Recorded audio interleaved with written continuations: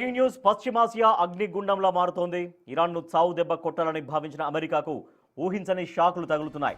5 వారాలుగా సాగుతున్న యుద్ధం ఇప్పుడు అగ్రరాజ్యం అధినేత డొనాల్డ్ ట్రంప్ను ఉక్కిరిబిక్కిరి చేస్తోంది. ఇరాన్ను తక్కువ అంచనా వేసి యుద్ధంలోకి దిగిన అమెరికాకు ఆ దేశం రోజుకో షాక్ ఇస్తోంది. ఈ క్రమంలోనే అమెరికా అధ్యక్షుడు ఒక సంచలన నిర్ణయానికి వచ్చినట్టు తెలుస్తోంది. ఇరాన్ హార్ముజ్ జలసంధిని తెరవకపోయినా ఆపరేషన్ ఎపిక్ ఫ్యూరీని ముగించాలని భావిస్తున్నట్లు ట్రంప్ తన మనసులో మాటను సన్నిహితుల వద్ద బయట పెట్టినట్లు వాల్ స్ట్రీట్ జర్నల్ ఓ కథనాన్ని ప్రచురించింది.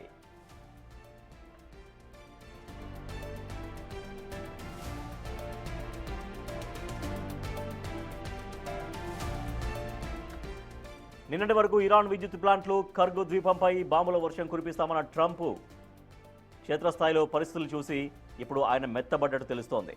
హార్ముజ్ జలసంధి తెరిపించాలని పట్టుబడితే అమెరికా పరిస్థితి తల్లకిందులు అయ్యేట్లు ఉందన్న విషయాన్ని ట్రంప్ గ్రహించినట్లు తెలుస్తోంది. అందుకే వచ్చే వారం యుద్ధం ముగించే ఆలోచన చేస్తున్నట్లు సన్నిహితులతో చెప్పినట్లు తెలుస్తోంది.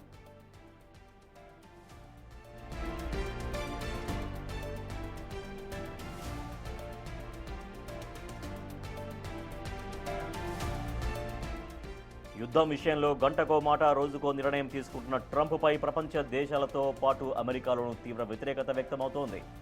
యుద్ధం ప్రభావం అమెరికా ఆర్థిక వ్యవస్థపై పడడంతో పాటు స్వదేశంలోనే ట్రంప్కు వ్యతిరేకత పెరుగుతోంది. అమెరికన్లు ఏకంగా రోడ్లెక్కి నిరసన చేపడుతున్నారు. దీంతో ఇంటా బయట పెరుగుతున్న ఒత్తిడిని ట్రంప్ తట్టుకోలేకపోతున్నట్లు తెలుస్తోంది.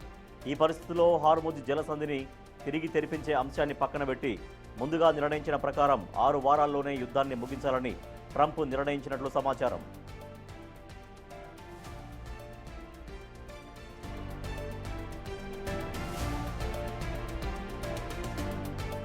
ఇదిలా ఉంటే యుద్ధం ముగిస్తే అంతర్జాతీయ చట్టాల ప్రకారం హార్ముజ్ జలసంధిని ఇరాన్ తెరవక తప్పదని అమెరికా భావిస్తోంది. ఒకవేళ ఇరాన్ మొండికేస్తే అప్పుడు ప్రపంచ దేశాలన్నింటినీ ఇరాన్కు వ్యతిరేకంగా ఉసిగొల్పొచ్చన్నది ట్రంప్ ప్లాన్గా తెలుస్తోంది.